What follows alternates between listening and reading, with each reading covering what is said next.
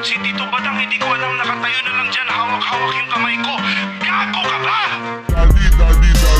Kumusta niyo mga cancer? Ako nga pala si Paulo at hindi ko inakalang gagawin na naman natin to. Maglalaro tayo ng You Sukot, You Lose. Sa mga virgin dyan na hindi alam ang sukot, ang ibig sabihin nun ay cringe, ha? Yan yung pag meron ka nakita, meron ka napanood na parang yung hindi mo alam kung saan ka makikiramdam. Halo-halo siyang emosyon ng galit, ines, hindi mo alam ang maramdaman mo or wala kang nararamdaman. Halo-halo siya, kabaliktaran to nung tumawa ka, talo ka. Pasensya na kung medyo natagalan to kasi hindi naman mabilis kumalat ang mga cringe videos sa Pilipinas kasi nga hindi nila gusto. So makikita na nila once hindi na siya magba-viral. Dito, mas alam ko na kaya ko tong labanan at sana kayanin nyo din, okay? So simulan na natin na pag sumukot ka, talo ka na, hindi ka na pwede manood. Kailangan mo na isara ang YouTube mo. Unang sukot ako. Birdbox and birdbox. Birdbox saka pre, mga birdbox.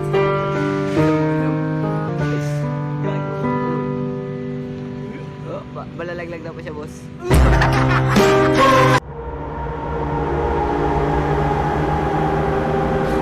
No! Ah! Okay na eh. Kumbaga, okay na sa akin na hindi ako natuwa sa ginawa niya. Kasi that is, hindi yun safe sa mga bata. At alam niyo naman, bird box challenge na yan ay kabobohan. Pwede ka mamatay sa ginagawa. Paano kung tumama yung ulo mo dyan? Tatawa ba kayo kung iniiyakan na yung kabaong nyo ng mga magulang nyo? Ginamit pa niya yung lecheng Curb Your Enthusiasm niya. Ilagay pa niya yung pangalan niya, pero respeto ko sa kanya, hindi ko na ilalagay. Baka iharasin nyo pa siya. Hindi, kaya naman. Lalabanan pa naman natin. Sunod! Ayun kayo. Ba't mo kahawakan, ha? Ano nangyari? Ang kanan mo ako, get out of my sight. Get out of my sight. Nakainis ako, get out of my sight. May tulog na naman dito. Pagkanan mo ako! Sa globe. Okay. Globe ba to? Wait! Until! Until! Ha? Ha? Ito na gagawin ko? Yes. Wala ka naman, no? Silvi? I-vlog ko yan! Nani? Hindi po, kayo. Iba-vlog ko yan! Woo! Yes! I love it. Tao niya dito, bastos! Sila pa yung bastos. Ang napapakulam kita, mangkukulam ako. Putangin na kang hayop ka. Nako! Mangkukulam siya. Patay tayo dyan. Nako. Saan na yung mga ano natin, mga albularyo natin? Nako, makipaglaban tayo sa kanya. Pakulam kita, hukulong ka. Ang palaking ko lang yung ilong mo, paging tigil mo. Ayun ka, nakikialam ka pa dito, hindi sa ipasipay mo ka, malubisa ka pa. Ano nakikialam trabaho niya na pag may sumisigaw na nakakatakot na babae, trabaho niya patahimikin yun kasi Nakakapanghina. nagiging uncomfortable yung mga taong pupunta rin sa Globe. At naiintindihan ko yung galit ni ate. Kasi yung mga Globe, same sa BLDT, naiinis sa kanilang serbisyo, mabagal, di ganon ka-extensive. Eh di ko yung problema kasi na-converge ako. Palito bagay. Nasasukot kayo yung mga serbisyo, so problema nyo na yan. Pero kung sisigawan mo, yung mga nagtatrabaho, hindi nila kasalanan yun eh. Hindi kasalanan ng mga nagtatrabaho dyan, yung ano na serbisyo ng mga ganyang kumpanya. Kasi nasa loob eh, nasa behind the scenes, yung gumagawa nung talagang pag-fix niyan. Hindi naman mga technical professionals yung mga yan eh. Yan lang yung sumasalo ng mga complaints ng mga tulad nyo. So, Ano tawag si Curly? Ano gabi? ano lang kayo silbi? Ano problema? Bakit yung mga kapatid ko naman ang maaga naman na ganito na kaya nga ako nagkakagay? Bilis ng boses niya. Tumadod sa langit, baka magagalit. Bakit yung mga kapatid ko naman ang maaga naman na ganito na kaya nga ako nagkakagay? Natawa? Kailan? Kailan natawa?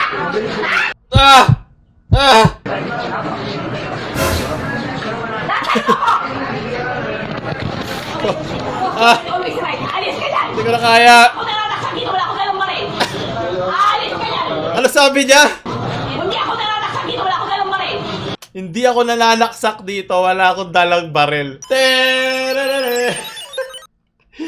The connection is too strong. Yung connection ni ate kasi bilis ng connection ng mga service providers natin dito. I'm so proud. alam mo yung pagmumura mo doon sa customer representative, lalo lang nila hindi gagawin kung ano man yung gusto mong gawin. Para lagyan yung mga pagkuyari bastos ka sa waiter. Pagdadali na nila yung pagkain mo sa'yo, dudraan nila yan before. Hindi lang yan isang Pilipino na aspeto. Like, pag kupal ka lang talaga sa ibang tao, magiging kupal din sila sa'yo. At hindi kasalanan ng mga sumasalo sa'yo ngayon dyan ng iyong problema. Yeah, masasabi natin na hindi ganun ka 5-star levels ang Globe or PLDT, pero para sigawan mo sila ng ganyan, hindi mo tinutulungan yung gusto mong ipaglaban. Mangkukulam ka man, baka may mas kilala pa sila mas magagaling na mangkukulam sa'yo, mga mangkukulam experts, good luck na lang sa'yo kung malabana mo sila. Ano na naman to? From Zach. Oy, chicks. Ayan. So hi everyone, again it's me Ryan.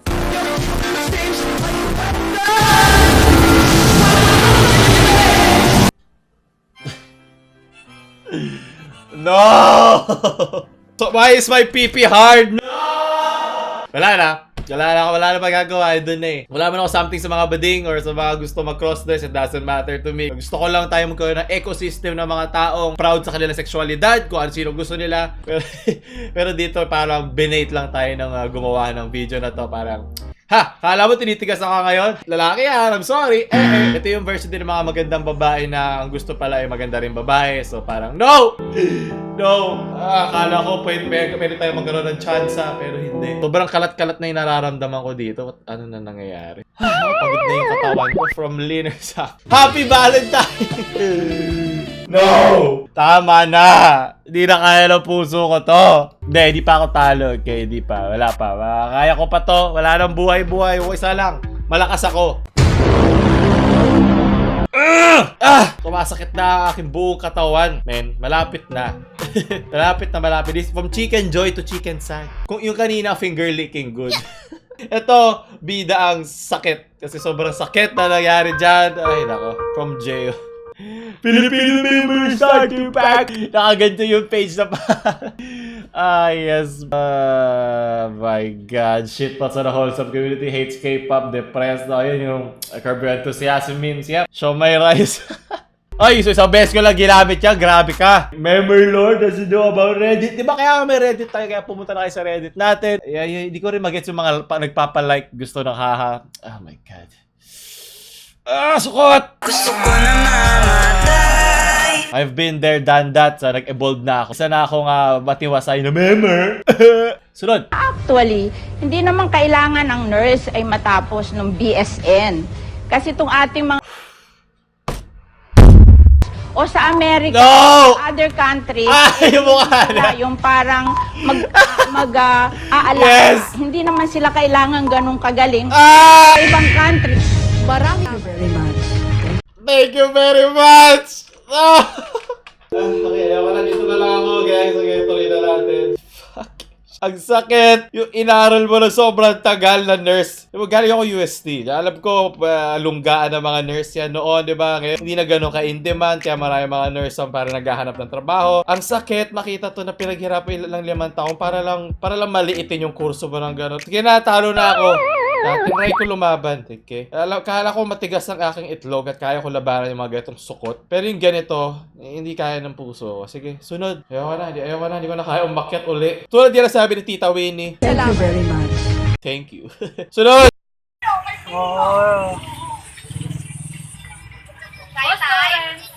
Oh my God, ano na naman to? May kampans, boy. Ayoko na!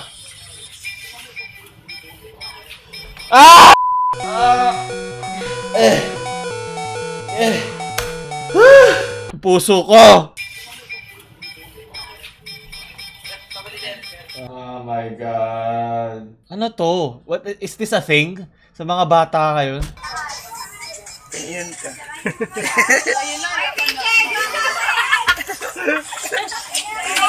Kawai! Ay, mga bills, takbuhan. Wala! Nandito ka. Takbuhan. Yes! Dito to. Nagalitan mo kami! Huwag ka sinungalin. Okay, tuwa kami yan. Yan, Bata-bata nila yun. Yun po, magkakawal yan po. Twerk pa! Huli ka ngayon sa mga tanod. Go, ano? Salamat, may pambawi ako sa sukot. sa nangyari. Siguro hindi ko alam, I think ba to sa isang mga hype beast na mag-twerk sa kalsada sa kanta lang Baby Shark. Ang daming irony, nag-stack ng paulit-ulit yung irony dito. Gusto ko yung sinagot pa niya na hindi daw siya taga-roon, pero hindi niya masabi kung saan kalsada siya dito. Kung saan siya nakatira, di ba? Hindi niya masabi. Kasi kapag sinabi niya, pag dinala siya doon, ibang bahay yung nakatira doon. So please, kesa alugin nyo yung puwet nyo, alugin nyo yung mga utak nyo. Mag-aral kayo, magbasa kayo, taasan nyo yung mga grade nyo, maghanap kayo ng magandang trabaho, at ahunin nyo yung mga magulang nyo sa hirap. Developing country tayo, third world, di ba? Hirap ang buhay. Huwag na kayo sumabay sa alon. Or baka nagsasalita lang ako sa puwet ko, di ba? Kasi pinanganak noong 1990s, wala tayong pang-record sa kabubuhan natin. Maybe na minalas lang sila dyan, and malay mo, matino naman talaga sila mga bata. Hindi natin alam, di ba? Mga asyumero lang tayo dito, di natin naiintindihan na kanilang pinagdadaanan, lalo na pinagdadaanan ng kanilang mga puwet. And sunod, pinagdadaanan ko na lang to wala na talo na ako wala naman akong pake kasi wala na akong nararamdaman. Sunod! Okay, ate, yung tanong ko lang, bakit niyo po gusto kay Bong Revilla? Ay, baka mabait. Ano pa? Paano naman po yung mga plunder cases? No! Yung pork barrel scam? Palagay niyo po ba? Hindi po kami naniniwala doon kasi mayaman na yung baril. Mayaman na siya, so hindi na siya magnanakaw. Opo. Hindi nyo ba naisip na kaya yumayaman ng iba? Kasi nagpa-plunder sila. Ayoko mag-ano ng politika dito, pero yung logic lang Ano yung cause and effect na isang bagay? Iniisip niya na dahil mayaman ka na, ay ayaw mo na magnakaw. Like, hindi lang si Bong ang ano ko dito. Like, mayaman in general. Hindi ba pwede maging case na kaya sila yumaman kasi nagnakaw sila? Kaya ayaw mo nang mas yumaman pa. Ayoko mamulitika kasi wala namang pake sa politika Pero yung logic flow lang ni ate, sobrang hindi ko masakyan. Basta gwapo at mabait, iboboto natin yan. Mga Pilipino ang mahal na nagpabaril si Jose Rizal para dito. Sunod! Ayoko na, kailan ito matatapos?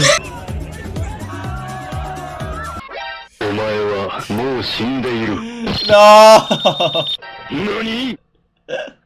Siguro, umiral siguro yung aking kamay. Isa na namang kaso ng mga Pilipino pinapakita ang kanilang pagiging hospitable sa mga foreigner, di ba? Computer Hop. Nice. How to meme by kung sino man gumawa from Dinogon. How to meme starter pack by Dinogon. Alam mo yung pag pinipilit mo lang mabuo yung lecheng template. Kaya ayoko na pag-isipan. Basta gusto ko to gamitin. Masyado na kasi advance yung kanya pag-meme. Okay? Di natin naiintindihan ang kanyang galing. Yung puso ko, men. Umasang may tayo pa sa huli. Ano to? Sana sinabi mo. Yan naman kitang sumaya. Parang naging nakakatawa yun.